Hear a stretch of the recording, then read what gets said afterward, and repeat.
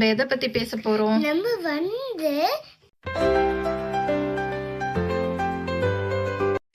அனைவருக்கும் வணக்கம். என் பெயர் லக்ஷிதா. இன்று நான் தமிழில் உள்ள 3 முத்தான வார்த்தைகளை பற்றி கூற வந்துள்ளேன். முதலில் வல்லாட்டம். வள்ளு என்பது நகர், வள்ளு என்பது செஸ், வல்லாட்டம் செஸ் கேம், வள்ளு பலகை செஸ் போர்டு.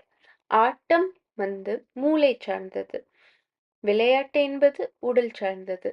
ஆனால் செஸ் என்ற வார்த்தைக்கு தமிழில் சதுரங்கம் உள்ளதே. இல்லை, வல்லாட்டம் அதற்கு முன்பு வந்துள்ளது. சங்க காலத்திலேயே இந்த வார்த்தை தோன்றியுள்ளது. இதற்கு சான்றாக ஒரு பரிபாடலும் உண்டு.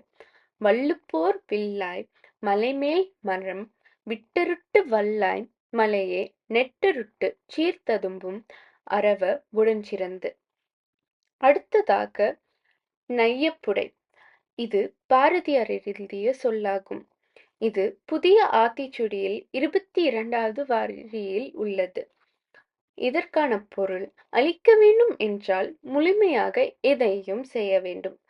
மனதில் உள்ள தீய எண்ணங்களை முழுமையாக அகற்று. எந்த ஒரு செயலையும் அரைகுறையாக முடிக்காதே. அடுத்ததாக நூல். பழங்காலத்தில் எதையும் துல்லிமையாக அளக்க நூல் பயன்பட்டது. ஆனால் அதற்கு சான்றாக இன்னொரு பொருளும் உண்டு, புத்தகம். புத்தகங்கள் நம் அறிவையும் ஒழுக்கத்தையும் அளக்கும். எனவே புத்தகங்களுக்கு நூல் என்ற பொருள் உண்டு.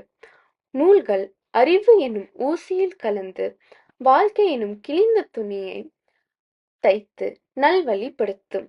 நன்றி, வணக்கம்.